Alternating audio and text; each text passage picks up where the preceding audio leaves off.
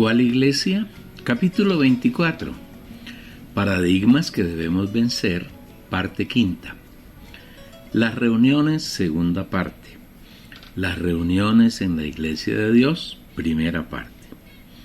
Esperamos que hasta este punto estemos convencidos de que la Iglesia que es según Dios no tiene una fecha de fundación, no tiene líderes humanos distintos al Señor Jesús, ni tiene una sede física, porque al tener unos y otra, dejaría de ser la Iglesia de Dios para convertirse en una de los millones de iglesias de los hombres que hoy están diseminadas a lo largo y ancho de la geografía de la tierra y que Satanás ha utilizado para engañar aún a los hijos de Dios. Entendemos a la perfección lo difícil que ha de ser para ti romper paradigmas que se han sembrado en tu corazón a lo largo de 18 siglos. Pero debes entender que lo que has visto y vives hasta hoy no tiene nada que ver con la voluntad de Dios, que el Señor no está en ninguna de los millones de organizaciones llamadas, entre comillas, iglesia, que si quieres seguirlo a Él, agradarlo y ser un vencedor, es necesario que abandones todo ese sistema religioso y que sigas al Señor sin intermediarios, solamente teniendo comunión con Él en tu espíritu, atendiendo a su súplica de Apocalipsis capítulo 18, versículo 4. Y oí otra voz del cielo que decía: salid de ella, pueblo mío, para que no participéis de sus pecados y no recibáis sus plagas. La palabra es muy clara, el clamor del Señor es muy conciso, y ahora tú eres quien tomas la decisión de seguir al Señor o de continuar siguiendo a hombres. Si tu caso es el segundo, sigues a hombres, seguirás participando de los pecados de la gran ramera y en consecuencia tendrás que sufrir casi todas sus plagas si estás vivo para la época de la gran tribulación. Pero si optas por salir de ella y seguir al Señor, serás un vencedor y harás parte de las primicias que agradan al Señor y le suministran la mayor satisfacción.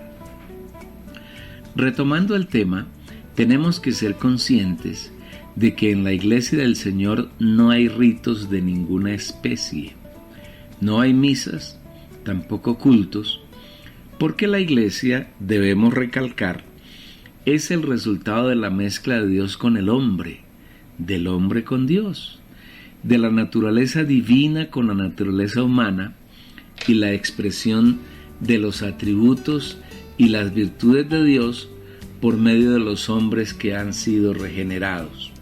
En consecuencia, la Iglesia de Dios no puede ser una organización muerta, sino que es el vivir que tenemos los hijos de Dios a todo momento y en todo lugar.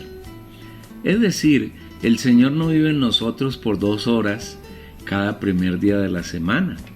A eso se limitan las reuniones de las iglesias de los hombres y luego se va para esperar una semana y volver a vivir en nosotros, sino que es un vivir continuo y no interrumpido.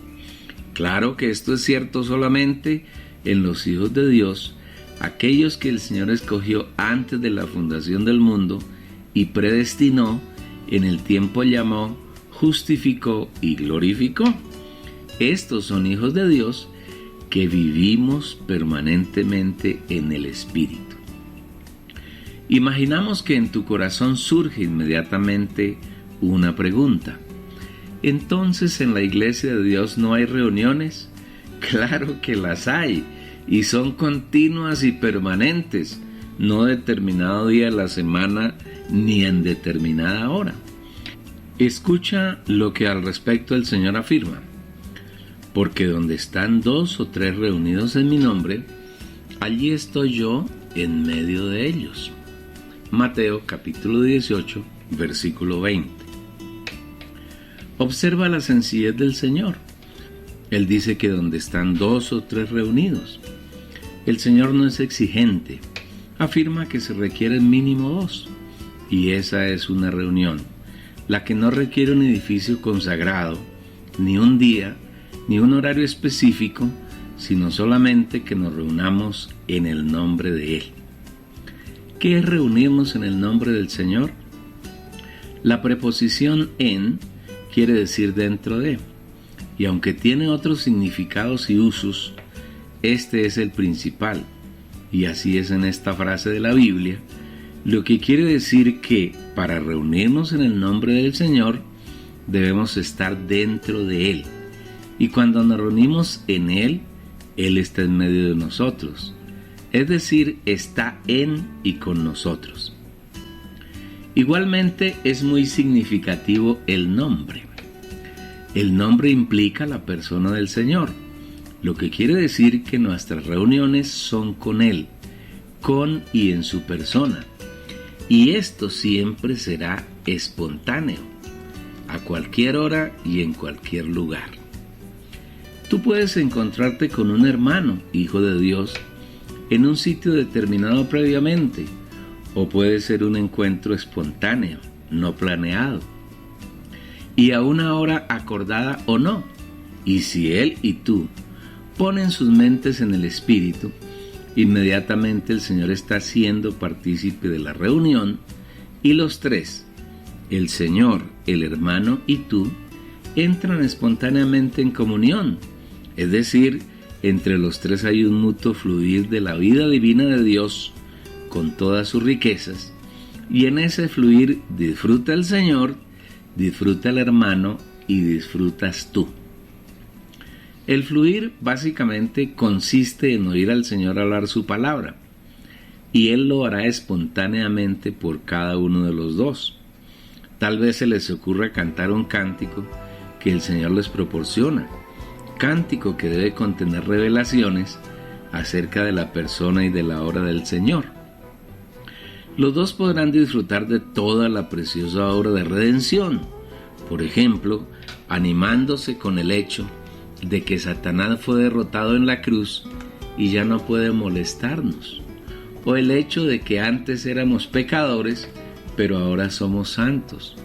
Antes fuimos enemigos de Dios, pero ahora hemos sido reconciliados con Él, y además de sus amigos, somos sus hijos.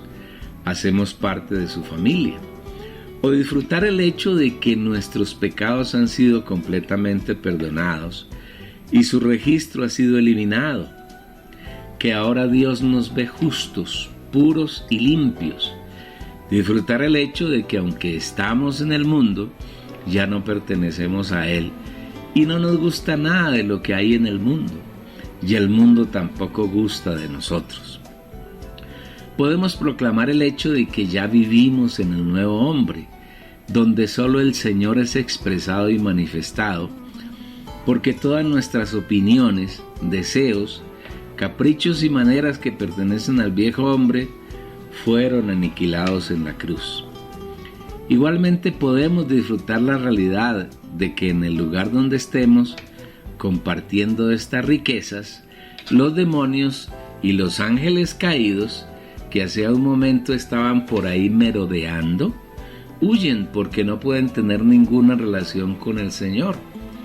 Nos gozamos por saber que hemos resucitado con Cristo, que la muerte ya no puede esclavizarnos ni enseñorearse de nosotros, y que además de resucitados hemos ascendido con el Señor y Él nos ha sentado en su trono, que en nuestra realidad espiritual no vivimos en la tierra, sino sentados con el Señor en su trono. Disfrutamos el hecho de que desde el día de Pentecostés el Señor nos bautizó en el Espíritu Santo y ahora no vagamos por ahí dando tumbos por el mundo, sino que vivimos en Él. En una reunión así podemos disfrutar de todos los atributos que hacen parte de la naturaleza del Señor y que nos fueron legados como nuestra herencia. Atributos tales como el amor, la justicia, la sabiduría, la vida eterna, la soberanía del Señor, su majestad, la luz que está en Él, la fidelidad y todas las características que son propias del Señor. De la misma manera podemos gozar de las miles de virtudes que, aunque el Señor nos dio de la creación, y aunque Satanás al entrar en Adán las corrompió, el Señor por medio de la redención las rescató y restableció para nuestro disfrute. Virtudes tales como paciencia, benignidad, bondad, fe, mansedumbre, dominio propio, humildad y todo aquello que el Señor nos ha proporcionado como nuestro equipaje de viaje por esta vida humana en la tierra.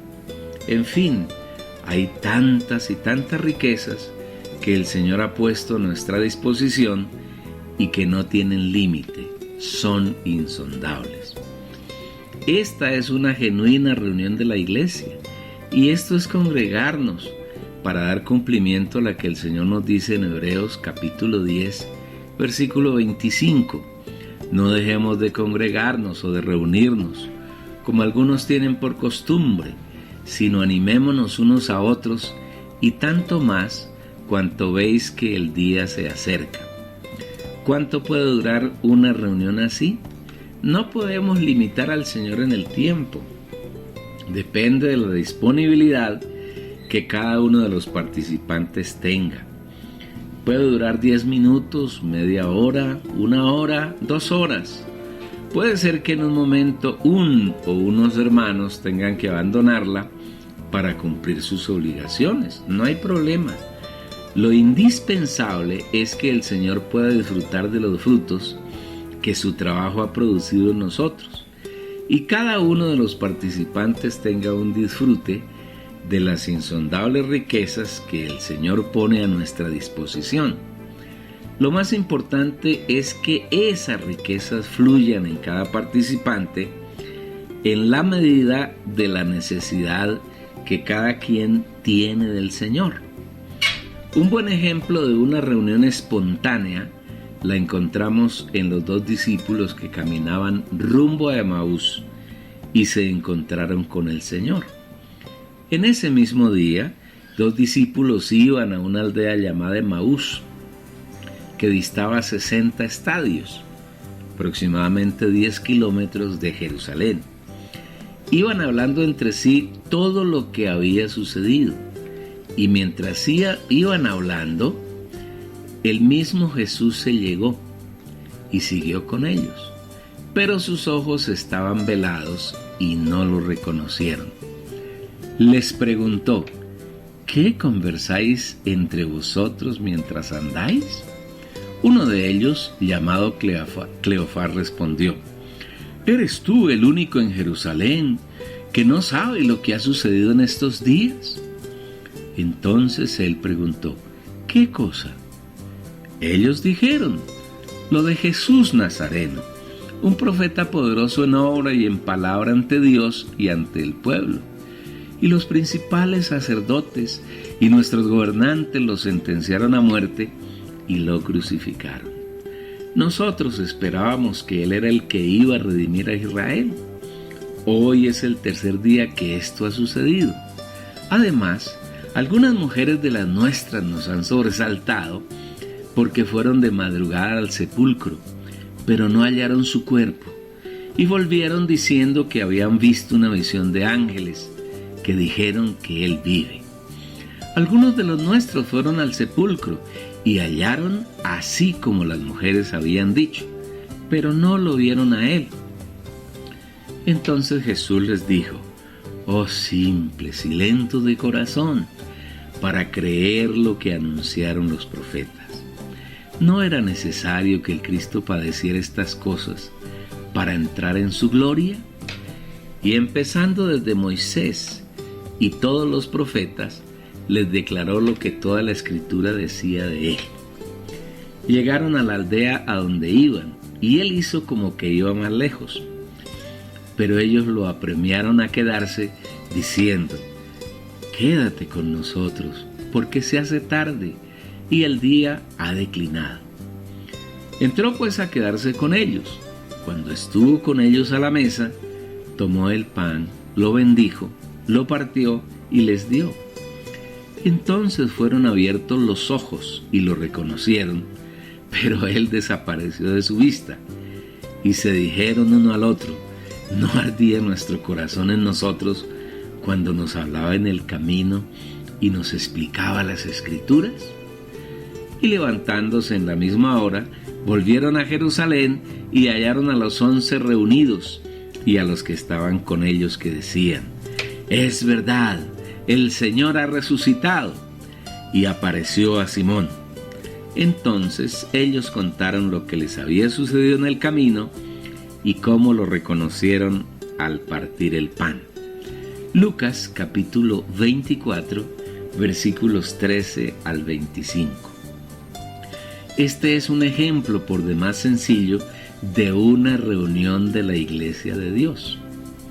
Hay 2 discípulos que van a una aldea llamada Emaús, que se encontraba como a 10 kilómetros de Jerusalén. En ese trayecto deberían emplear un poco más de 2 horas en recorrerlo.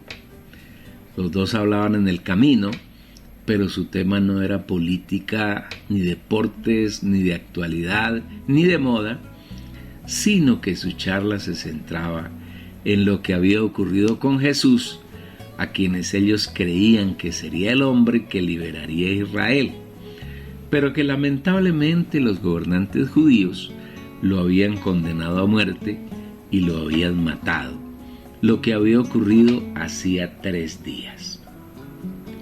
En esta reunión hacía falta una tercera persona, el Señor Jesús, quien de pronto se unió a ellos en el camino y se metió en la charla preguntándoles acerca del tema que estaban conversando. Ahí se inició una preciosa comunión entre el Señor y los discípulos.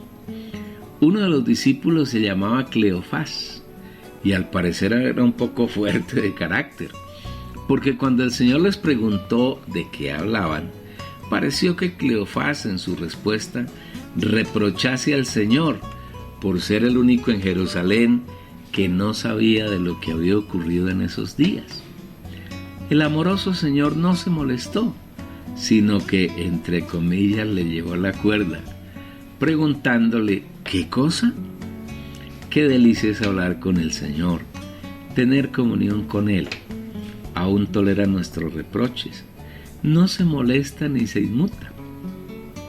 Los escuchó pacientemente, porque además el tema que ellos hablaban estaba centrado en Jesús de Nazaret, en sus obras poderosas, en su muerte y su resurrección, de la que, además, algunas mujeres de las nuestras nos han sobresaltado, porque fueron de madrugada al sepulcro, pero no hallaron su cuerpo, y volvieron diciendo que habían visto una visión de ángeles que dijeron que él vive.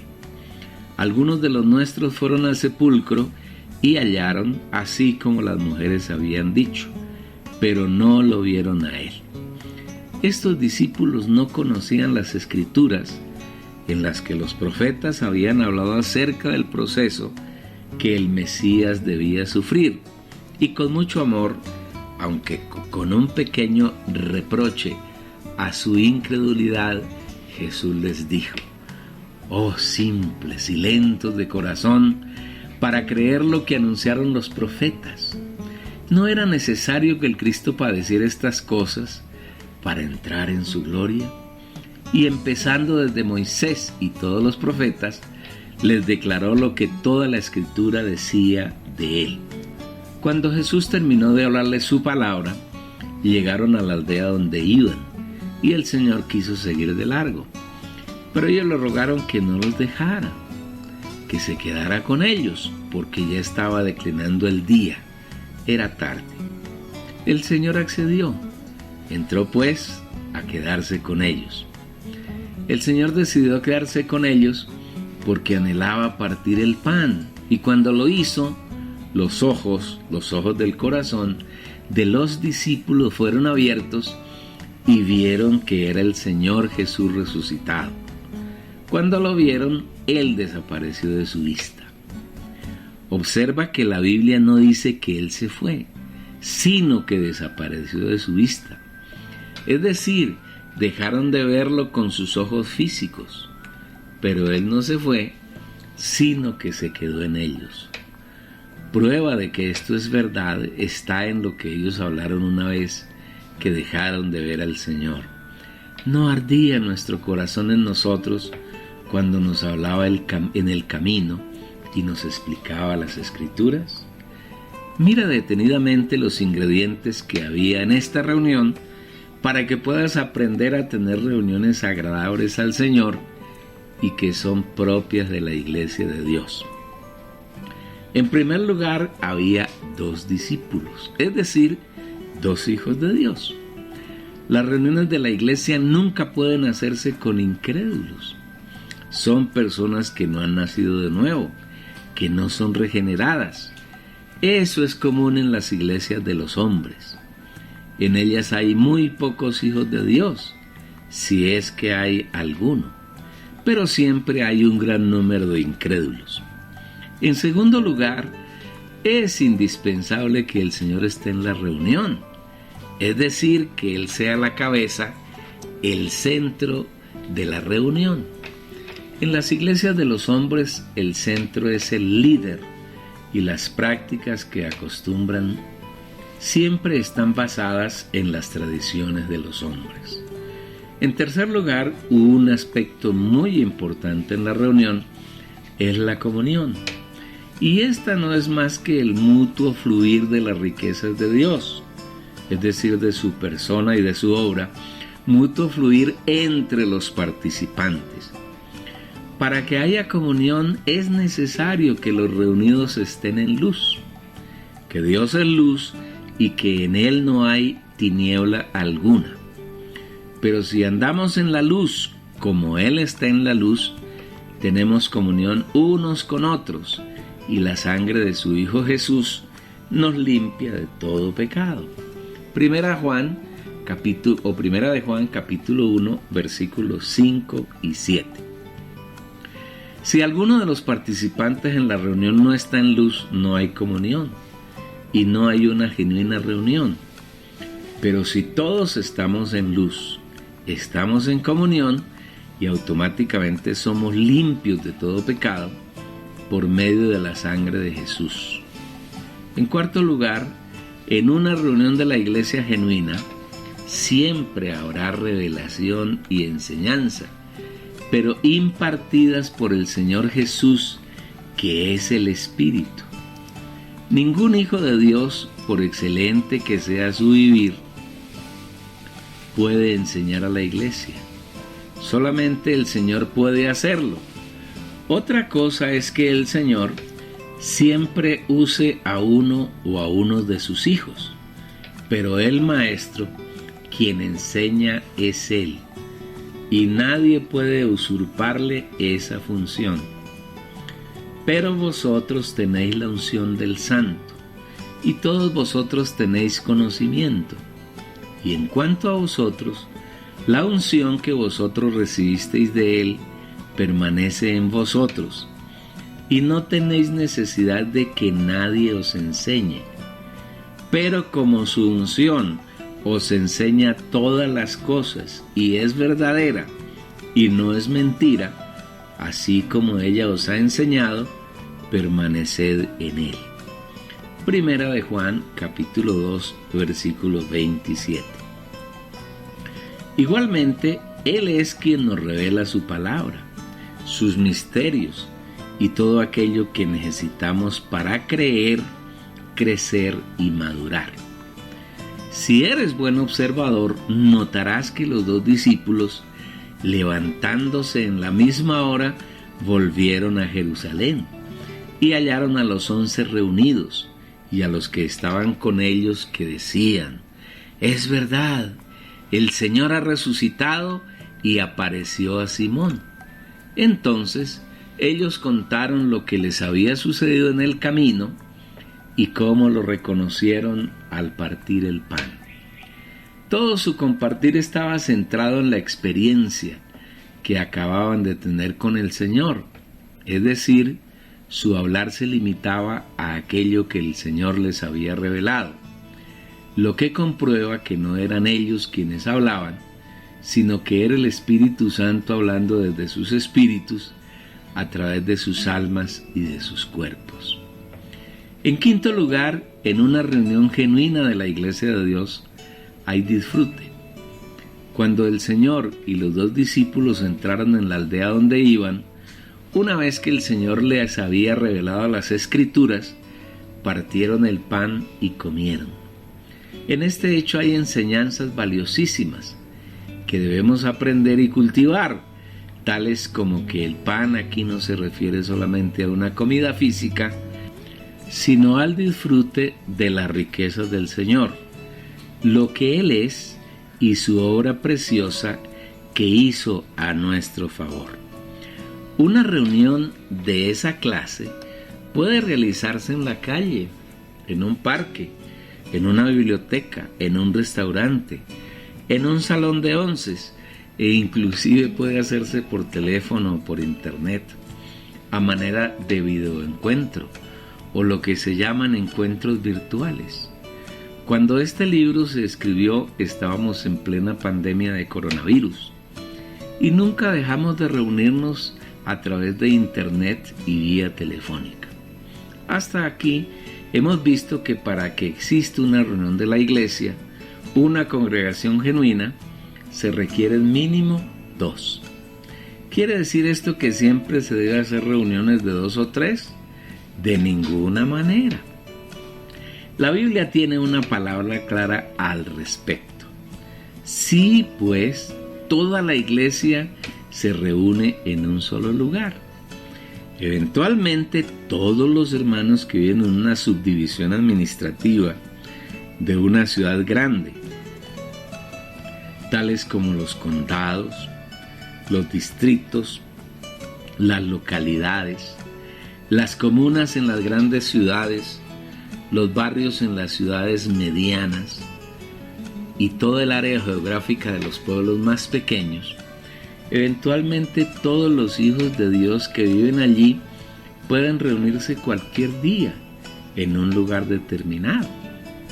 En la iglesia que estaba en Jerusalén, la iglesia primitiva, dice que todos los días en las casas no cesaban de reunirse. Eso no quiere decir que cada semana o varias veces en la semana o mensualmente o en cualquier periodicidad los hermanos tengan que reunirse todos en ese lugar. Esta es la característica de las iglesias de los hombres, ¿no? El sitio puede ser la casa de un hermano, de acuerdo con la cantidad de los reunidos, o un inmueble más grande que inclusive puede ser alquilado para el día y la hora que se ha concertado la reunión.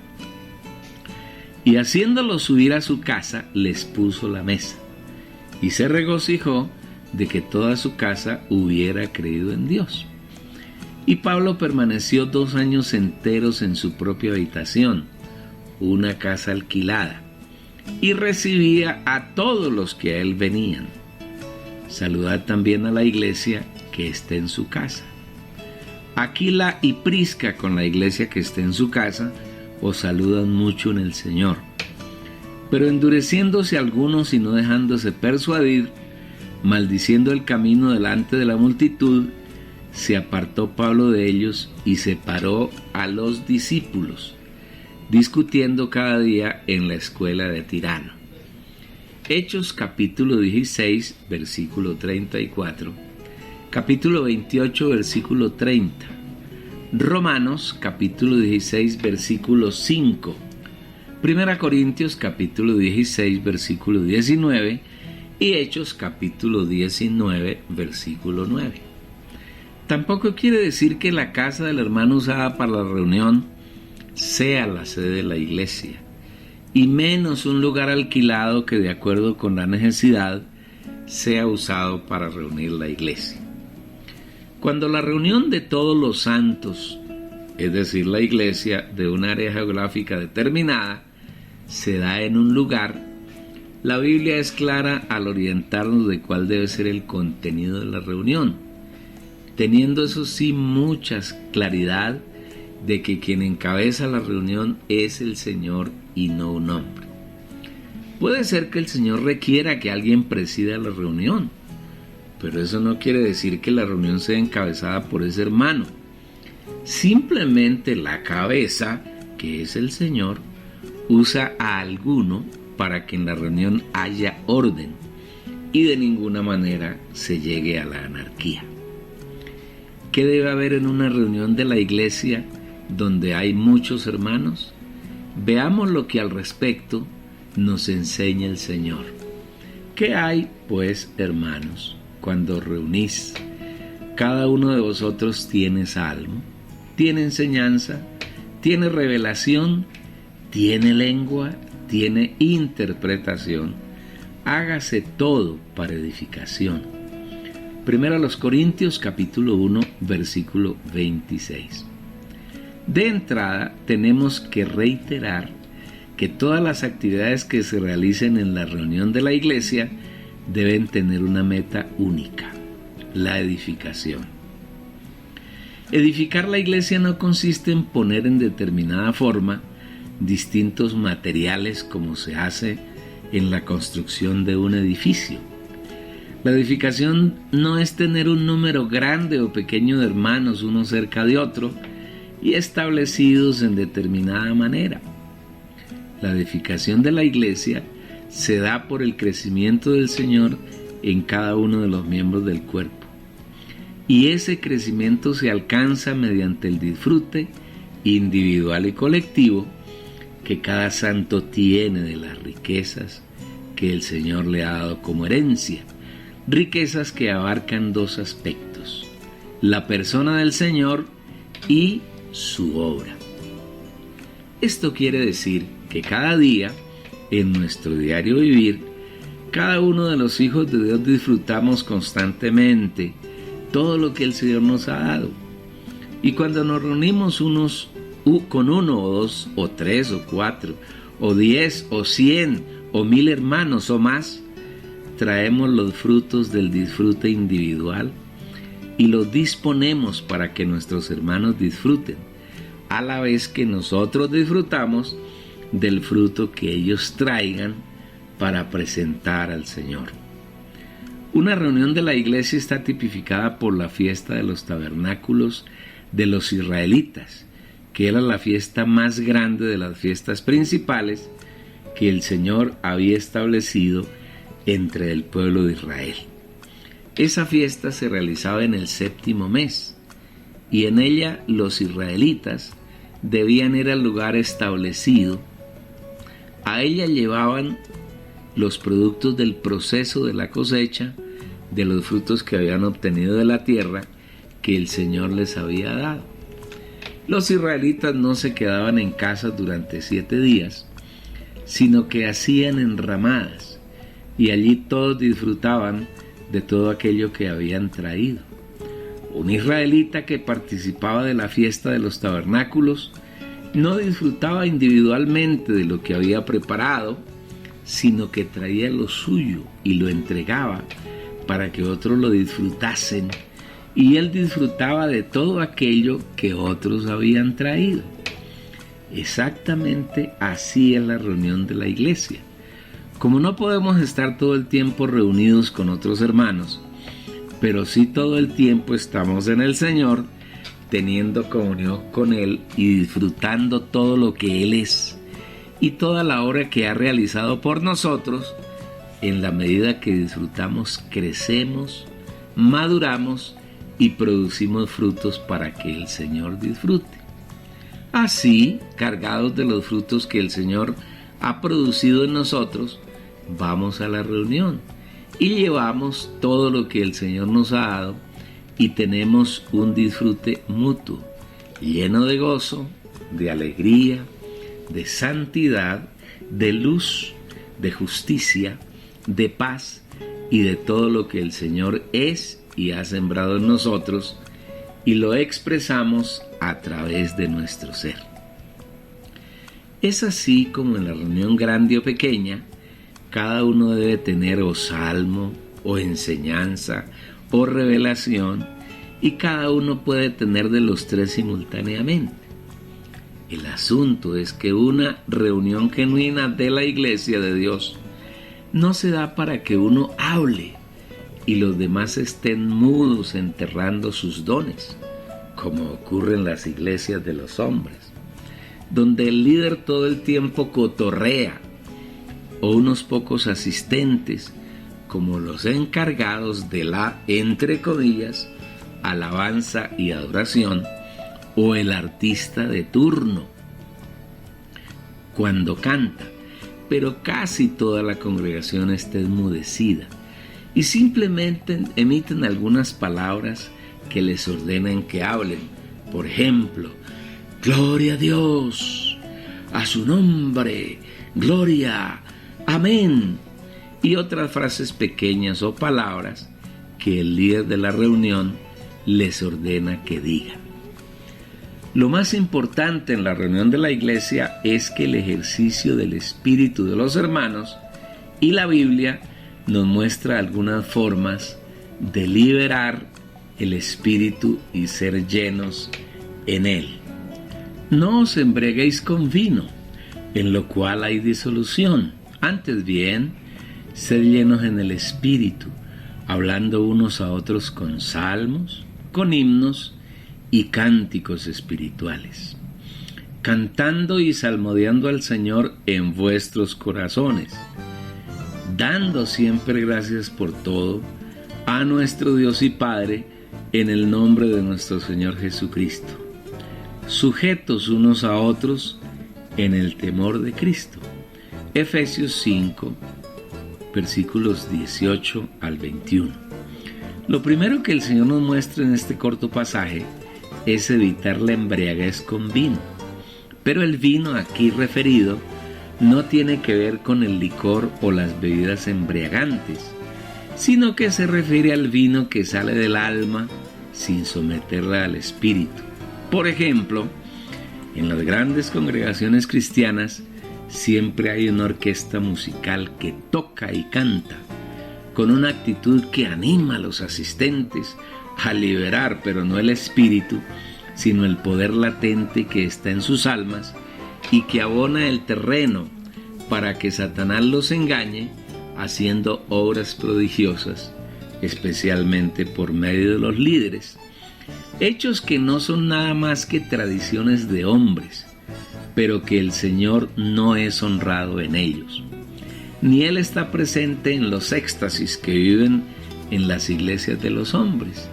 Hipócritas, bien profetizó de vosotros Isaías cuando dijo: este pueblo de labios me honra, mas su corazón está lejos de mí, pues en vano me rinden culto, enseñando mandamientos de hombres como enseñanzas. Mateo capítulo 5, versículos 7 al 9.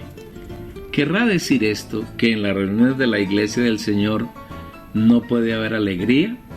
No solo puede haber alegría, sino que una reunión que agrada al Señor debe estar llena de alegría y de gozo. Nuestro Señor no es un Dios aburrido, sino lleno de gozo, paz, alegría. Solamente que hay alegrías y éxtasis que no provienen del espíritu, sino solamente del alma, y detrás de ellas está Satanás. Ese es el vino al que se refiere el Señor, del que pide a sus hijos que de ninguna manera se embriaguen con él. A cambio de embriagarnos con vino, debemos llenarnos en el espíritu, y llenarnos con el espíritu mediante hablar entre nosotros los salmos, los himnos y los cánticos espirituales, teniendo en cuenta que los tres son composiciones poéticas que revelan los misterios profundos del Señor, que hablan de su persona y de su obra de redención, y que al hablarlos entre nosotros obtenemos revelación, liberamos nuestro espíritu, y así la reunión es una verdadera alabanza, adoración y disfrute para el Señor y gozo para nosotros. En mi trayectoria de cristiano conocí a un grupo que limitaba el hablar los salmos, los himnos y cánticos espirituales a lo siguiente. Tenían un himnario donde había unas 500 composiciones, algunas de ellas con una genuina inspiración del Espíritu Santo. En la reunión, alguno de los hermanos indicaba el himno que debían disfrutar. Cuando las reuniones eran numerosas, alguien indicaba a quienes estaban cerca que hablaran determinada estrofa del himno, indicando su número. Un número de ellos se ponía de pie y con un sonsonete leían las palabras que contenía la estrofa. En otro sector de la reunión, otro grupo hacía lo mismo con otra estrofa y repetían la acción hasta que agotaban el contenido del himno. Al comienzo, esta actividad es novedosa, pero en verdad no permite que el espíritu sea liberado, porque la liberación del espíritu no puede ser un acto irracional, sino que en él debe haber participación del alma, es decir, debe hacerse también con la mente y la voluntad y la emoción. El equívoco está en que el alma actúa por su cuenta, sola y desconectada del espíritu. Entonces el espíritu, queda confinado y no puede ejercer sus funciones de comunión, conciencia e intuición. Un alma no sometida al espíritu es fácilmente usada por Satanás, y en ese momento la reunión toma un rumbo en el que el Señor no puede estar, porque quien la encabeza es el hombre y no el Señor. Es imprescindible que cada reunión de la iglesia sea encabezada y gobernada por el Señor. Un hermano guiado por el Espíritu toma un verso, una estrofa, o unas palabras del salmo, el himno o el cántico espiritual, y habla las palabras que el Espíritu le guía a hablar. Palabras que pueden ser en torno a la persona del Señor, a su obra de redención o a la experiencia que el hermano ha tenido con las palabras del himno. Otro asistente a la reunión actúa en forma similar, y así poco a poco todos y cada uno de los presentes van tomando pequeñas franjas de tiempo y van hablando lo que el Espíritu Santo habla por medio de ellos, y de esa manera cada reunión de la iglesia se convierte en un Pentecostés, donde el Espíritu Santo habla y hace lo que desea, y cada uno de los miembros van siendo edificados por medio de la revelación que el Señor suministra a cada uno. Una reunión con esas características es la demostración de guardar la unidad del Espíritu, de la unanimidad, y como el Espíritu ha sido plenamente liberado, las almas de los asistentes están sometidas a sus espíritus, y el Señor tiene un pleno disfrute de la obra que Él hace en todos y cada uno de sus hijos. Una vez que el Espíritu tiene plena libertad de acción, los salmos, los himnos y los cánticos espirituales pueden ser cantados, haciéndolo con gracia, es decir, bien entonados, ordenado y todos los detalles que requiere una canción bien interpretada. Debemos entender que lo estamos haciendo para complacer y agradar a la persona más alta, elevada y preciosa que hay en este universo, nuestro Dios Padre, Hijo y Espíritu Santo. Una vez más, es necesario hacerlo con todo nuestro corazón, es decir, usando las tres partes de nuestro espíritu, que son comunión, intuición y conciencia, y las tres partes de nuestra alma, que son mente, voluntad y emoción. Con ese propósito, Pablo, guiado por el Espíritu, nos instruye. ¿Qué pues? Oraré con el Espíritu, pero oraré también con la mente. Cantaré con el Espíritu, pero cantaré también con la mente. 1 Corintios capítulo 14, versículo 15. Todo hablar que tenemos en la iglesia debe tener como punto de partida la revelación que se da en nuestro espíritu humano por medio de la intuición. Y siempre que en la reunión hablamos alguna cosa, debe tener alguna dosis, aunque sea pequeña, de la revelación que nos da el Señor. Por eso es necesario vivir en constante comunión con Él, porque es en la comunión donde hay revelación y por supuesto hay luz, estamos en luz. La mente del alma expresa esa revelación y esa visión sin anular las emociones. Es decir, no somos témpanos insensibles cuando hablamos, sino que nuestra emoción es bien importante y se debe permitir su acción. Igualmente, debe operar la voluntad de nuestra alma cuando decidimos permitir que el Señor se exprese según su voluntad, usando nuestro corazón. Aquí concluimos este capítulo, pero en el siguiente seguiremos hablando del contenido de las reuniones de la Iglesia del Señor. Espero que hayas disfrutado muchísimo. Yo en verdad lo disfruto mucho cuando lo escribí, cuando lo grabé, y espero que tú lo disfrutes y que otros puedan disfrutar, porque tú compartes con ellos enviándoles el link de este video por medio de cualquiera de las redes sociales que tú usas. Danos un me gusta, dedito arriba, y suscríbete, así estarás permanentemente informado de las novedades del canal.